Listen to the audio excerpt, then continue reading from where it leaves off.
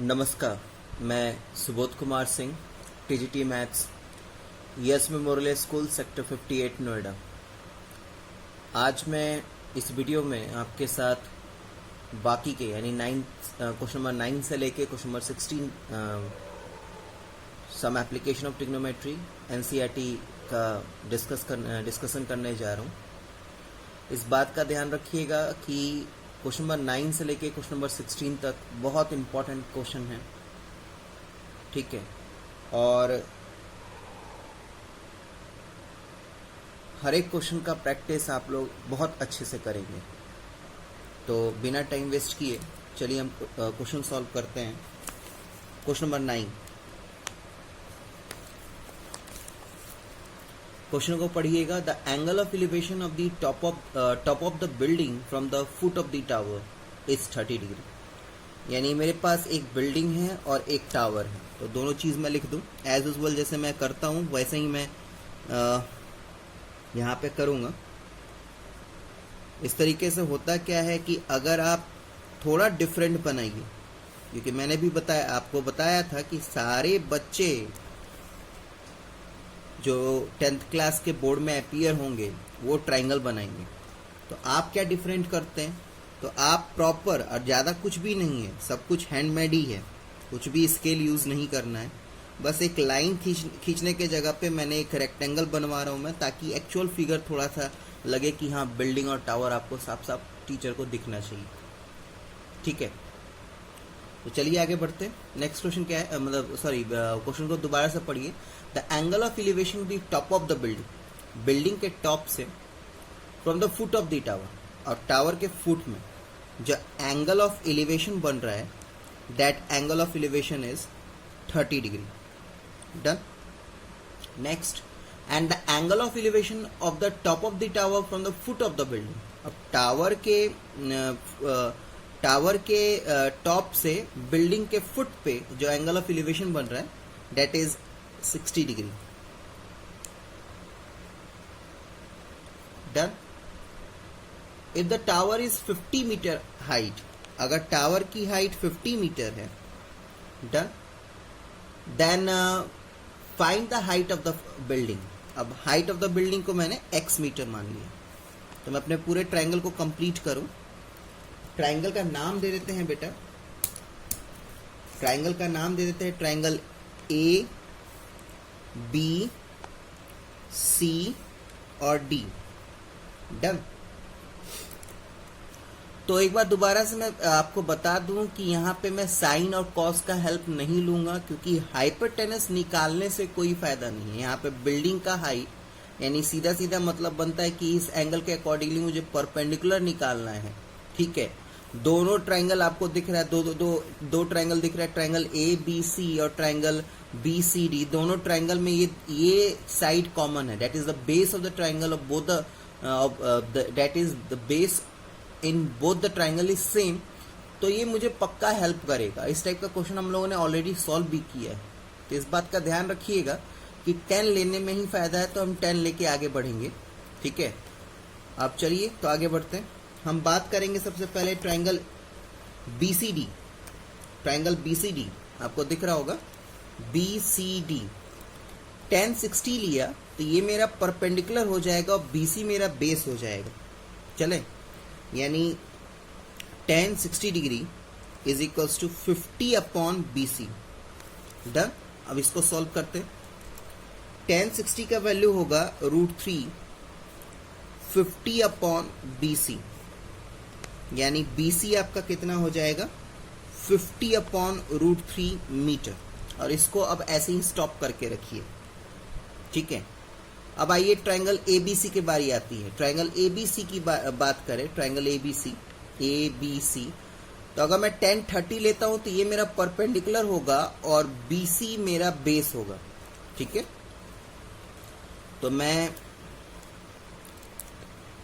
10 30 लेता हूं, तो 10 30 इज x अपॉन BC। 10 30 का वैल्यू होता है बेटा, 10 30 का वैल्यू होता है 1 अपॉन √3। तो 1 upon √3 x upon BC। Cross multiply कर दूंगा तो BC is equals to √3x। BC का आपने ऑलरेडी कैलकुलेशन कर रखा है, BC आपका 50/√3 है, √3x। अब इसको हम सॉल्व कर देंगे ना बेटा तो मेरा आंसर आ जाएगा। मैं √3 को यहाँ पे मल्टीप्लाई कर दूंगा तो ये हो जाएगा आपका 50 इज इक्वल्स टू √3 3 हो जाएगा, ये 3x हो गया, डन। यानी 50/3 इज इक्वल्स टू x। इसको मिक्स फ्रैक्शन में चेंज कर दीजिएगा क्योंकि मिक्स फ्रैक्शन में रिस्पेक्ट में आंसर दिया हुआ है, ये आपका आंसर हो गया। आप मिक्स फ्रैक्शन की जगह डेसिमल में भी कर सकते हैं, ठीक है, डन। नेक्स्ट 10th क्वेश्चन में चलते हैं। 10th क्वेश्चन लिखा है 10th क्वेश्चन में 2 पोल्स ऑफ इक्वल हाइट। अब 2 पोल्स ऑफ इक्वल हाइट कहने का मतलब क्या है कि सबसे पहले तो मैं 2 पोल बना लूंगा, 2 पोल बना लूंगा और दोनों पोल की जो हाइट होगी वो बिल्कुल सेम होगी, दिख भी रहा होगा आपको। 2 poles of equal height are standing opposite to each other, दोनों opposite to each other है, to each other on the either side of the road which is 80 meter wide। अच्छा ये जो है, ये जो चीज है मतलब ये जो चीज बना रहे हैं ये बेसिकली रोड है। रोड के इस किनारे एक पोल और रोड के दूसरे किनारे एक पोल। इस रोड की जो विड्थ है that is 80 meter, done. From a point between them on the road, the angle of elevation। अब कोई सा भी पॉइंट लीजिए, ये पॉइंट ले लेते हैं और इस पॉइंट का नाम O दे देते हैं। अब इस पॉइंट से अगर मैं बात करूं तो एक पोल का जो एंगल ऑफ एलिवेशन है वो 60 डिग्री हो रहा है और एक पोल का जो एंगल ऑफ एलिवेशन है वो 30 डिग्री बन रहा है बाबू, ठीक है। Find the height of the pole and the distance of the point from the poles, ठीक है। अब इस O पॉइंट का इस पोल से कितना डिस्टेंस है, यानी कहने का मतलब क्या है कि लेट इट बी, अगर मैं इसको x मानता हूं बेटा तो आप लोग इतने समझदार हैं कि ये भी 80 माइनस x हो जाएगा, ठीक है। तो हमारे पास काम क्या क्या है मैं क्लियर कर दूं। हम लोग को बोला जा रहा है क्या कि आप पहले तो दोनों पोल का हाइट बताइए। तो ऑब्वियसली एक पोल का हाइट अगर मैं निकालूं, मान लिया कि यहाँ पे x मान रखा है तो दोनों पोल का मैं मेजरमेंट y ले लेता हूँ, ठीक है। तो मुझे ना दोनों पोल का हाइट बताना है तो एक पोल का हाइट निकाल दूंगा तो दोनों पोल का हाइट पता चल जाएगा और इस पॉइंट का दोनों पोल से डिस्टेंस पता करना, यानी x का वैल्यू अगर आ गया तो ऑब्वियसली x 80 को x को 80 से माइनस कर देंगे तो इस पोल का भी डिस्टेंस इस पॉइंट से कितना है पता चल जाएगा और x पता चल जाएगा तो हमें हमारा इस पोल का डिस्टेंस इस पॉइंट से कितना है वो भी पता चल जाएगा, ठीक है। तो सबसे पहले मैं नाम दे दूं, ताकि डेमोन्स्ट्रेट करने में सही होता है। ABO हो गया और मेरा दूसरा है CDO, ठीक है। तो सबसे पहले मैं ऑब्वियसली दोबारा से आपको पता है चल ही रहा है कि यहाँ पे 10 का ही हेल्प लेंगे क्योंकि हाइपरटेनस निकालने से कोई फायदा नहीं। तो मैं सबसे पहले 1060 का हेल्प लूंगा, 1060 यानी मुझे ABO देखना है तो 1060 लूंगा तो y मेरा परपेंडिकुलर, बेस मेरा x हो जाएगा। तो लिखिए 1060 degree is equals to y upon x, यानी √3 is equals to y upon x, यानी y is equals to √3x, y is equals to √3x। ये मेरा y का वैल्यू हो गया। अब कहीं जरूरत पड़ेगा y का तो मैं वहां पे पुट कर दूंगा, ठीक है। आगे बढ़े। नेक्स्ट ट्राइंगल मेरा आपका CDO है। यहाँ पे 1030 लूंगा तो परपेंडिकुलर मेरा y और बेस मेरा 80 माइनस x हो जाएगा। चले तो देखिए 1030 is equals to y upon 80 minus x, done. 1030 का वैल्यू होता है 1 upon √3 is equals to y upon 80 minus x, done. अब क्या करेंगे बाबू, क्रॉस मल्टीप्लाई करेंगे। तो क्रॉस मल्टीप्लाई करेंगे तो 80 minus x is equals to y root three. Done. यानी 80 माइनस, ठीक है, x is equals to y की वैल्यू पुट कर दे रहा हूं बेटा, root three x into root three, यानी 80 minus x is equals to 3x, यानी 80 is equals to 3x plus x. Done. यानी 80 इज इक्वल्स टू 4x, यानी x का वैल्यू कितना आया बेटा 20। 80 अपॉन 4 करेंगे तो 20। यानी कहने का मतलब क्या है, कहने का मतलब क्या है कि इस पोल का इस पॉइंट से जो डिस्टेंस है वो 20 मीटर का है। डन।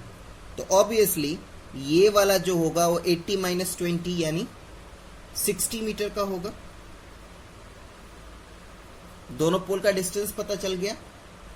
अब मेरे पास y का वैल्यू था, y is equal to root three x, x का वैल्यू मेरे पास आ गया 20, यानी मुझे पोल का हाइट भी मिल गया 20 root three meter. Done. Next चलिए फिर 11th क्वेश्चन की तरफ।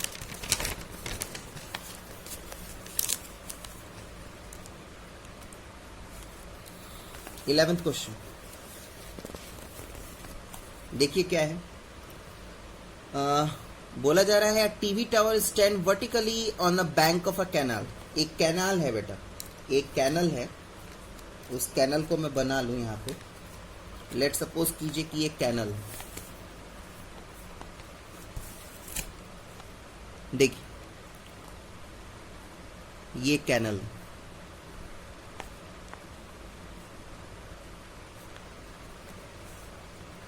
कैनल है तो उसमें जरूर पानी ही होगा, तो मैं पानी ही बना दे रहा हूं, डायरेक्टली पता चल जाएगा कि ये कैनल है। ठीक है, कैनल है बेटा।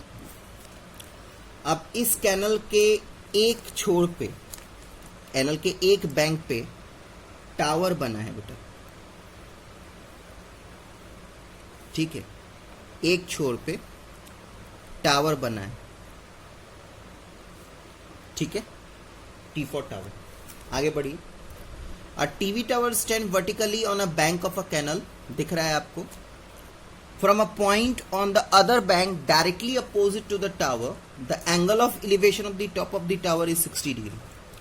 आप दूसरे साइड, अगर बैंक के दूसरे साइड की बात करें, इस पॉइंट की बात करें, तो इस पॉइंट और टावर का टॉप से 60 डिग्री का एंगल ऑफ एलिवेशन बन रहा है, 60 डिग्री का। Done.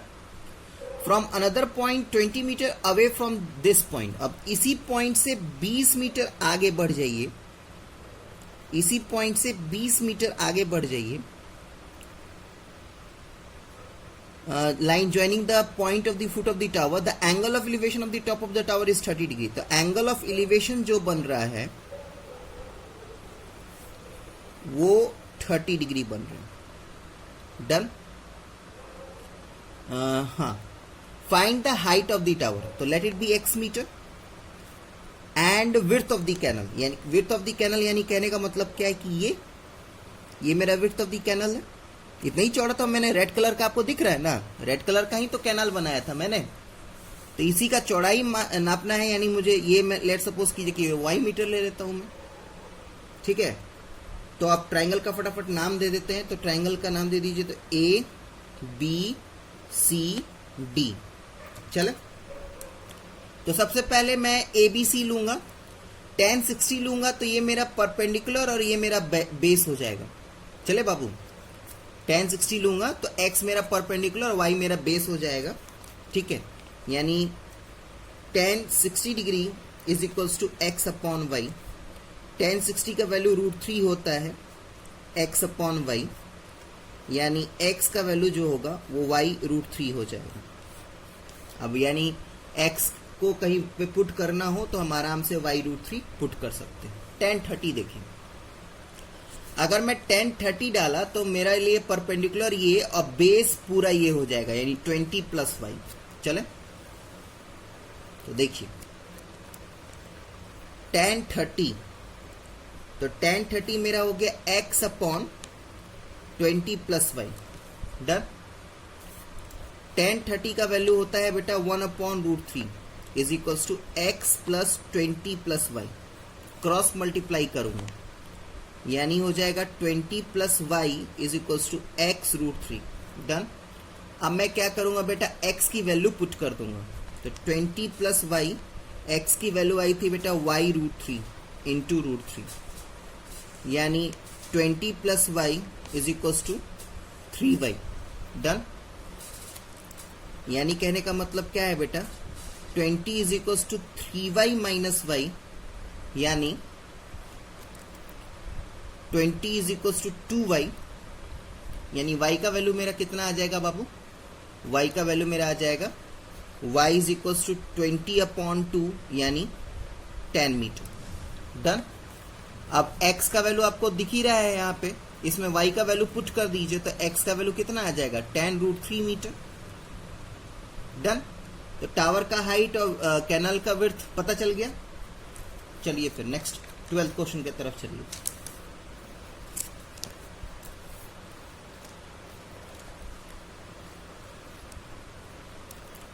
Twelfth question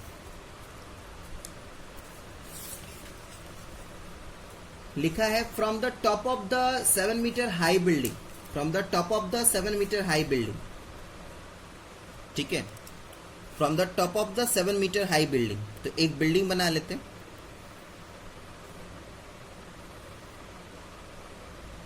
B for building, इसका हाइट जो है वो 7 मीटर है, ठीक है बेटा।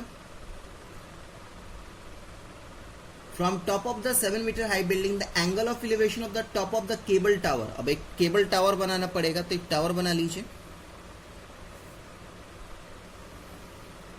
This is T for tower. चले एक बार दोबारा से पढ़िए। From the top of the 7 meter high building, एक बिल्डिंग बना लिया 7 मीटर का। The angle of elevation of the top of the cable tower is 60 degree. Building के टॉप से टावर के टॉप में जो एंगल ऑफ एलिवेशन बन रहा है, that angle of elevation is equals is 60 degree. तो इसको हॉरिजॉन्टल लाइन बना लो ताकि मैं एंगल ऑफ एलिवेशन बना सकूं 60 degree. Done. And the angle of depression of the foot is 45 degree. अब बिल्डिंग के टॉप से टावर के फुट पे जो एंगल ऑफ डिप्रेशन बन रहा है वो आपका बन रहा है 45 डिग्री। डन। अब हाथों हाथ क्लियर करें, ये लाइन और ये जो लाइन मैंने बोल्ट से बनाया है ये दोनों के दोनों पैरेलल होंगे। ये ट्रांसवर्सल है तो ये 45 है तो ये भी 45 होगा, जिसको कहते हैं अल्टरनेट इंटीरियर एंगल। ठीक है बाबू। चले तो अब एक काम कीजिए, सबसे पहले तो नाम दे दीजिए ट्रायंगल का। तो A B C D E नाम हो गया। चले अब निकालना क्या है बेटा, determine the height of the tower. तो let the height of the tower be x metre. ठीक है, तो चलिए दोबारा से चलते हैं। मैं सबसे पहले ट्रायंगल ECD लूंगा। ECD, इसमें अगर मैं 1045 लेता हूं तो 1045 परपेंडिकुलर मेरा 7 मीटर और बेस मेरा CD हो जाएगा। चले सॉल्व कीजिए। तो 1045 degree is equals to 7/CD। 1045 का वैल्यू 1 होता है, 7/CD यानी बेटा CD का जो वैल्यू होगा वो भी 7 मीटर होगा। लिख डालिए यहां पे, आपको पता चल गया 7 मीटर। डन। नेक्स्ट, अब मैं ट्रायंगल मैं ट्रायंगल ABE की बात कर रहा हूं। ट्रायंगल ABE की बात कर रहा हूं। अच्छा, एक चीज यहां पे दोबारा से मैं लेना चाहूंगा। देखिए ये बिल्डिंग 7 मीटर का है तो ऑब्वियसली ये x मीटर थोड़ी देर के लिए मैं हटा रहा हूं। ये बिल्डिंग 7 मीटर का है तो ऑब्वियसली यहां तक तो 7 मीटर ही होगा। डन। और मैं यहां से लेके यहां तक का हाइट x ले लेता हूं, यानी अगर मुझे x का वैल्यू पता चल जाएगा तो 7 के साथ जोड़ के पूरे टावर का हाइट पता चल जाएगा। अब मैं बेटा ट्रायंगल ABE में 1060 लेने जा रहा हूं। तो 1060 लेने का मतलब है कि परपेंडिकुलर मेरा x हो जाएगा, बेस मेरा BE है। आपको पहले ही बता रखा है CD और BE आपके इक्वल और पैरेलल हैं, डेट मीन्स कि ये 7 मीटर है तो ये भी 7 मीटर होगा, यानी 1060 is equal to perpendicular x और बेस 7 हो जाएगा। चलिए बाबू सॉल्व कीजिए।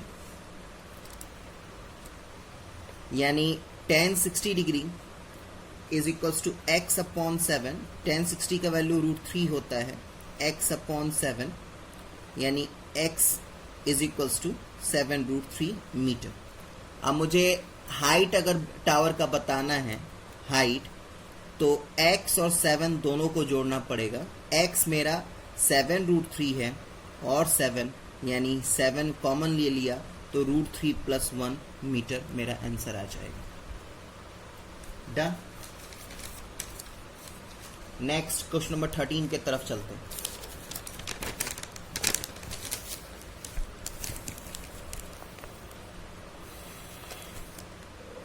नेक्स्ट क्वेश्चन नंबर 13 के तरफ चलिए।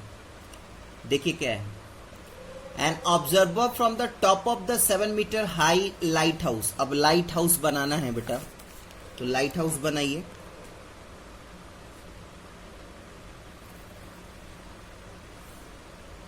एक लाइट हाउस बनाइए, दिस इज लाइट हाउस। अच्छा, हाइट ऑलरेडी दे रखा है इस लाइट हाउस का 75 मीटर है, ठीक है। As observer from the top of the 7 meter high lighthouse from the sea level, the angle of depression बनाना है। डेट मीन्स कि मुझे एक हॉरिजॉन्टल लाइन टावर के टॉप पे बना लेना है कि एंगल ऑफ एलिवेशन कभी नीचे नहीं बनेगा, बनेगा ऊपर ही। The angle of depression the two ship. अब दो जहाज बना लीजिए, एक जहाज मैं यहाँ पे बना लेता हूँ और एक जहाज यहाँ पे बना लेता हूँ, ठीक। Done. The angle of depression of two ship are 30 degree and 45 degree. 30 degree और 45 डिग्री, यानी कहने का मतलब क्या है, इस शिप का जो एंगल ऑफ डिप्रेशन बनेगा वो बाबू 30 डिग्री है। अब ये जो चीज है और ये जो चीज है, लाइन जो दिख रहा है आपको, ठीक है, वो दोनों पैरेलल होगा। डेट मीन्स कि ये 30 है तो ये वाला एंगल भी 30 होगा। डन। और नेक्स्ट जो जहाज जो एंगल ऑफ डिप्रेशन बना रहा है वो 45 का बना रहा है। ऑब्वियसली ठीक उसी तरीके से ये भी 45 हो जाएगा। क्या करना है बाबू, if one ship is exactly behind the other, दिख भी रहा है एक जहाज दूसरे जहाज के जस्ट पीछे है, behind the other on the same side of the lighthouse, then find the distance between the two ship. अब आपको करना क्या है एक्चुअली में, इन दोनों के बीच का डिस्टेंस निकालना है। तो मैं पहले ही इसको x मीटर मान लेता हूं, ठीक है। अब एक काम कीजिए, अपने ट्रायंगल को कंप्लीट कीजिए और नाम दीजिए। तो नाम देते हैं तो इस ट्रायंगल का नाम हो जाएगा ABCD, यानी एक्चुअली में मुझे CD का अगर मेजरमेंट पता चल जाएगा तो मुझे पता चल जाएगा कि इन दोनों जहाज के बीच में कितने का दूरी है। चले, तो सबसे पहले मैं क्या करने जा रहा हूं बेटा, सबसे पहले मैं लूंगा 1045 वाला ट्राइंगल, यानी ABC। तो 1045 लूंगा तो परपेंडिकुलर मेरा 75 और बेस मेरा BC हो जाएगा। चले, यानी 1045 is equals to 75 upon BC। 1045 का वैल्यू 1 होता है, 75 अपॉन BC, यानी BC का मेजरमेंट भी 75 मीटर हो जाएगा। ठीक, यहां पे लिख देता हूं मैं 75 मीटर। अब 1030 लेता हूं मैं तो परपेंडिकुलर मेरा 75 और बेस मेरा ये यानी x प्लस 75। चले, सॉल्व कीजिए। 1030 लिया तो 75 अपॉन x प्लस BC। 1030 का वैल्यू होता है 1 अपॉन √3, तो ये हो जाएगा 75x प्लस 75, क्योंकि BC का भी मेजरमेंट 75 है। क्रॉस मल्टीप्लाई करूंगा बाबू तो x plus 75 is equal to 75 √3। x को इधर रख के 75 को उधर भेज दीजिए, यानी आपके पास आ जाएगा 75 √3 माइनस 75। 75 कॉमन ले लीजिए तो √3 - 1 मीटर आपका आंसर आ जाएगा। चले आगे बढ़े, क्वेश्चन नंबर 14 पे आइए। क्वेश्चन नंबर 14 पे आइए।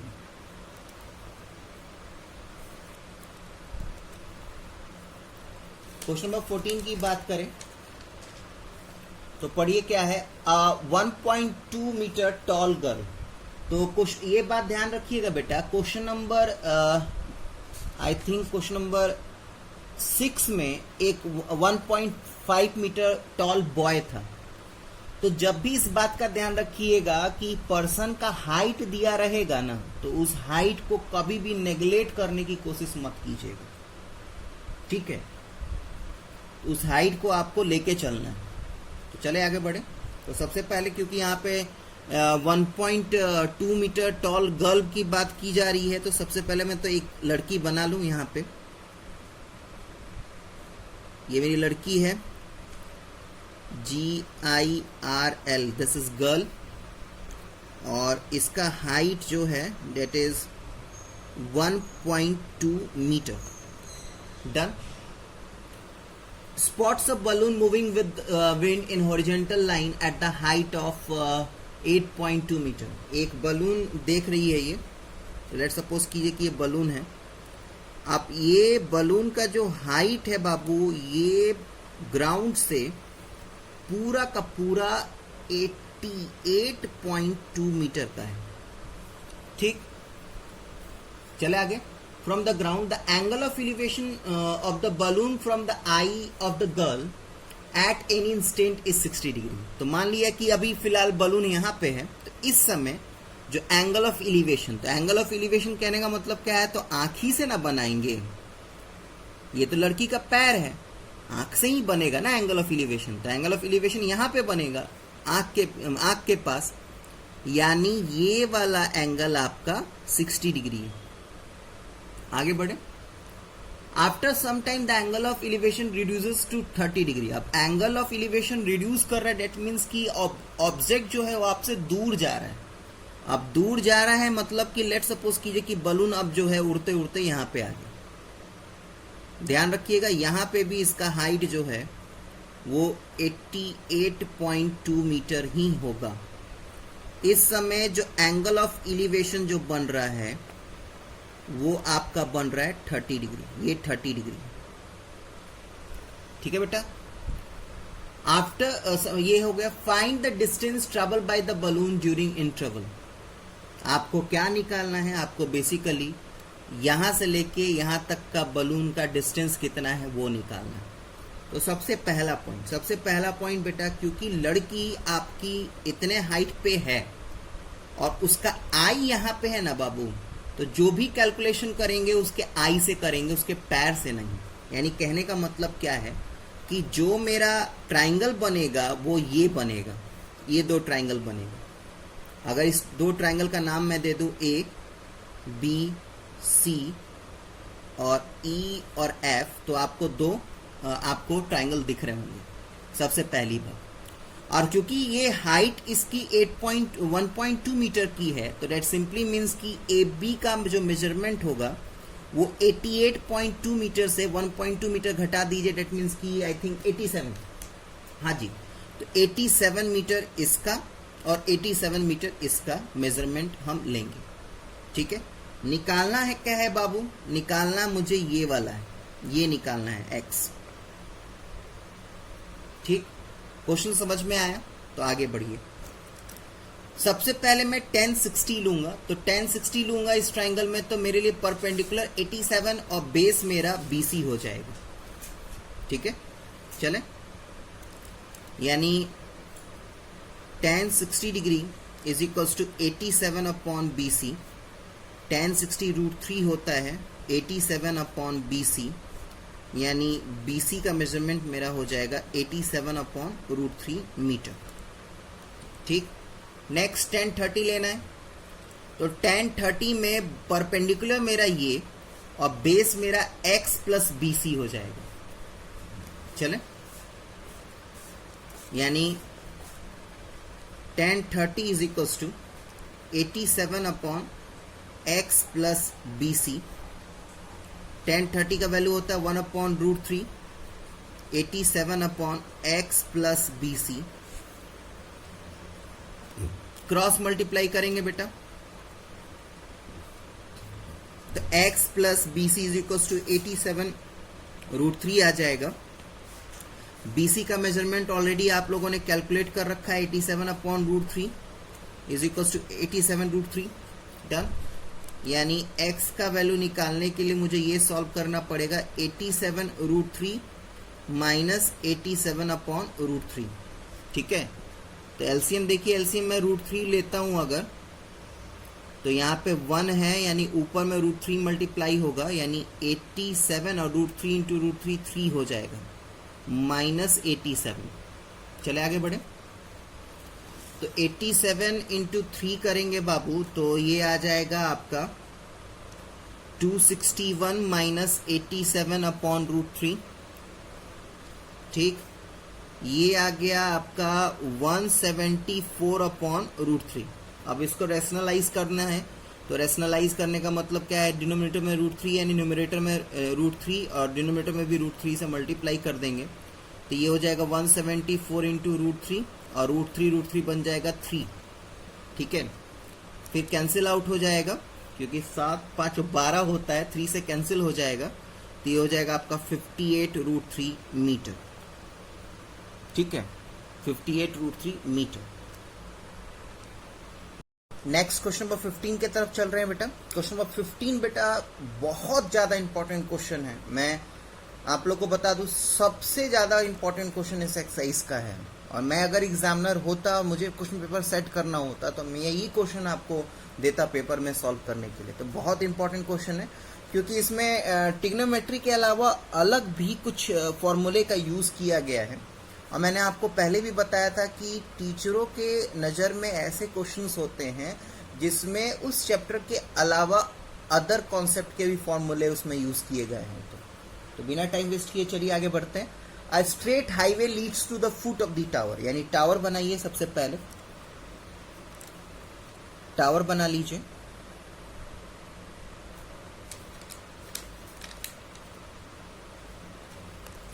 This is T for tower.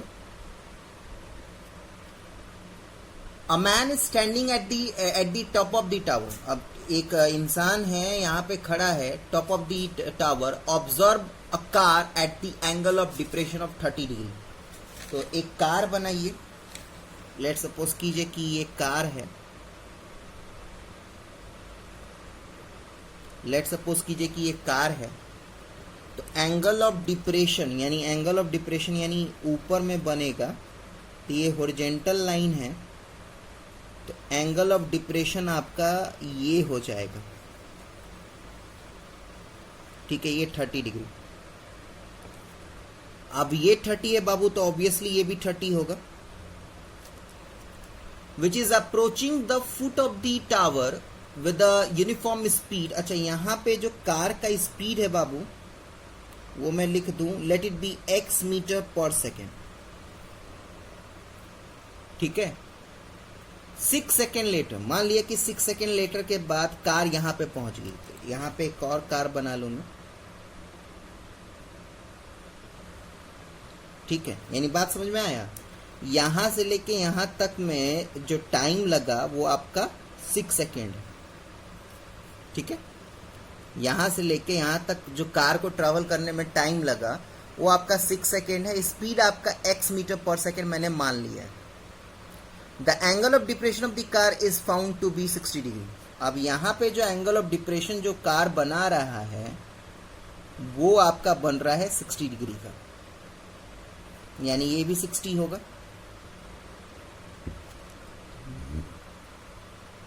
Find the time taken by a car to reach the foot of the tower from this point. अब इस कार को यहां से यहां तक पहुंचने में कितना टाइम लगेगा वो हमें कैलकुलेट करना है। तो let it B time t second. और इस बात का ध्यान रखिएगा, स्पीड यूनिफॉर्म है, यानी स्पीड यहां पे भी x मीटर पर सेकेंड ही होगा। ठीक है, तो आइए अपने पूरे ट्राइंगल को कंप्लीट करते हैं। ये मेरा ट्राइंगल पूरा हो गया। नाम दे दीजिए ट्राइंगल का नाम दे देते हैं ABCD। 9th क्लास के फिजिक्स में आपके फिजिक्स टीचर ने पढ़ाया होगा कि डिस्टेंस क्या होता है। जरा मेजरमेंट कीजिए, डिस्टेंस क्या होता है। डिस्टेंस होता है बाबू, डिस्टेंस जो होता है that is equals to speed into time. और डिस्टेंस कुछ नहीं होता, it is just the length. यानी अगर किसी का लेंथ पता करना है तो वहां पे भी हम स्पीड और टाइम का हेल्प ले सकते हैं। यानी कहने का मतलब क्या है, मुझे यहाँ पे DC का लेंथ पता करना है। तो DC का लेंथ पता करना है, दैट मीन्स क्या कि इस स्पीड और टाइम को अगर मैं मल्टीप्लाई कर दूं तो CD का मुझे लेंथ पता चल जाएगा। Distance is nothing but it is basically the actual length cover by a body. तो कार यहां से लेके यहां तक कवर की तो ऑब्वियसली D से C गई, तो इसका लेंथ कितना होगा, तो स्पीड इनटू टाइम यानी 6x। Speed into time, speed मेरा x है और टाइम मेरा 6 है, यानी इसका मेजरमेंट 6x हो जाएगा। 6x, ठीक है, इसका मेजरमेंट मेरा 6x हो जाएगा, 6x मीटर। और ऑब्वियसली उसी तरीके से BC का मेजरमेंट मेरा कितना हो जाएगा, xt मीटर। चलें, अब चलिए, आपको 2 ट्राइंगल दिख ही रहा है, एक एक करके लीजिए और कैलकुलेट कीजिए, ठीक है। सिंप्लिसिटी के लिए मैं टावर का हाइट यहाँ पे h ले लेता हूँ, जस्ट फॉर सिंप्लिसिटी। आप टावर का हाइट x तो लीजिएगा नहीं, क्योंकि x मैंने स्पीड मान रखा है, कुछ भी ले लीजिएगा, मैंने अभी सिंप्लिसिटी के लिए x माना है, ठीक है। तो सबसे पहले छोटा वाला ट्राइंगल को लेता हूं मैं, ट्राइंगल ABC। यहाँ पे 1060 अगर लेता हूं बेटा तो परपेंडिकुलर मेरा h और बेस मेरा TS हो जाएगा, सॉरी XT हो जाएगा, लेंथ बेस मेरा XT और हाई परपेंडिकुलर मेरा h हो जाएगा। यानी 1060 कितना होगा, देखिए 1060 degree is equals to h upon XT। Done. 1060 degree is equals to h upon XT। 1060 का वैल्यू होता है √3 h अपॉन XT, यानी h का मेजरमेंट जो है वो XT √3 आ जाएगा। याद रखिएगा, ये भी काम आएगा। अब बड़ा वाला ट्राइंगल लेते हैं, 1030 ले लेते हैं। तो 1030 अगर मैं लेता हूं तो मेरे लिए परपेंडिकुलर h और बेस मेरे लिए पूरा होगा, यानी 6x प्लस XT करना पड़ेगा, ठीक है।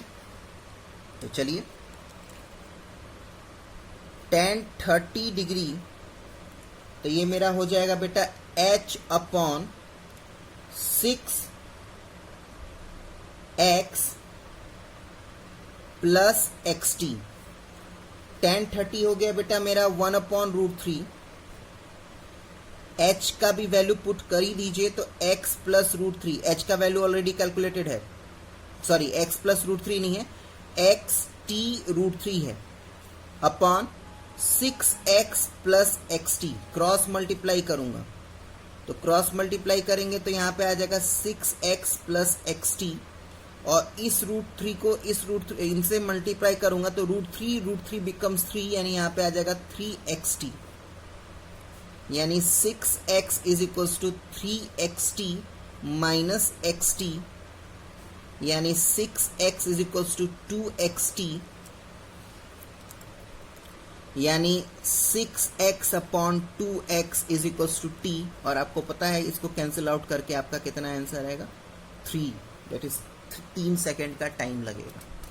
ये बहुत इंपॉर्टेंट क्वेश्चन है बेटा, इसको ना आप हल्के में मत लीजिएगा प्लीज, ठीक है। क्वेश्चन नंबर 16 में चलते हैं, ये आपका इस एक्सरसाइज का लास्ट क्वेश्चन है, क्वेश्चन नंबर 16, ठीक। क्वेश्चन नंबर 16 में चलिए, क्वेश्चन क्या है, the angle of elevation of the top of the tower. Tower बनाइए,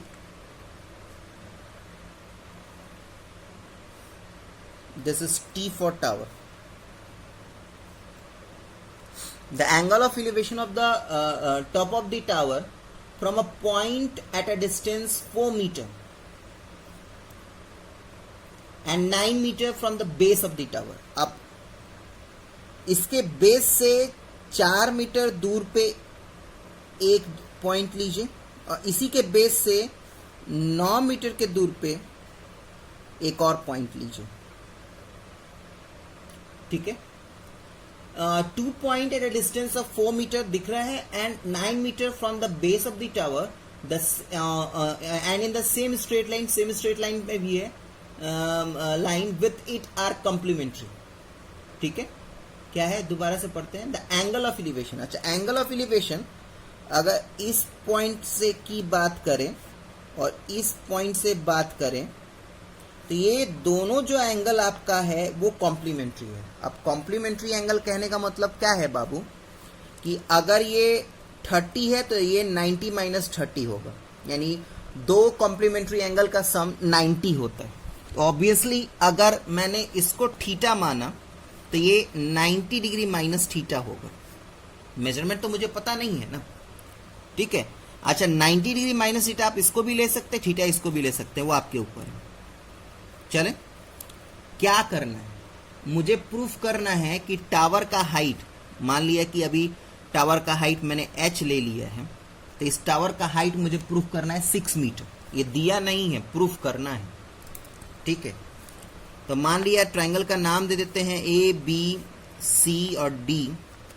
तो ठीक उसी तरीके से मैं चलूंगा। मैं सबसे पहले ए बी सी लूंगा। तो ए बी सी अगर मैं लेता हूं तो मेरे लिए परपेंडिकुलर h हो जाएगा, बेस मेरा 4 हो जाएगा, यानी मेरा tan थीटा क्या होगा बाबू, tan थीटा हो जाएगा मेरा h/4। Late it B equation first. बड़ा वाला ट्राइंगल देखिए, बड़ा वाला ट्राइंगल में अगर tan 90 डिग्री माइनस थीटा लेता हूं तो परपेंडिकुलर मेरा h हो जाएगा, बेस मेरा 9 हो जाएगा। चले, यानी कहने का मतलब क्या है, tan 90 degree minus theta is equals to h/9। What is tan 90 degree minus theta? It is cot theta, h/9। Equation 1 और 2 को मल्टीप्लाई कर दीजिए। ऑन मल्टीप्लाइंग इक्वेशन 1 एंड 2, तो इक्वेशन 1 और 2 को मल्टीप्लाई करेंगे तो tan theta into cot theta is equals to h/4 into h/9 हो जाएगा। और आपको पता है, याद कीजिए, रेसिप्रोकल रिलेशन पढ़ाया था मैंने, तो tan थीटा cot थीटा का वैल्यू 1 होगा, यानी h²/36, यानी h² इज इक्वल्स टू 36, यानी h इज इक्वल्स टू √36, यानी h आपका 6 मीटर। और यही आपको प्रूफ करना था। तो यहाँ पे बेटा ये पूरा का पूरा चैप्टर कवर अप कर दिया मैंने। ठीक है, अब नेक्स्ट जो हम चैप्टर करेंगे उसको हम नए वीडियो में डिस्कस करेंगे। तब तक अपना ध्यान रखिए और धन्यवाद।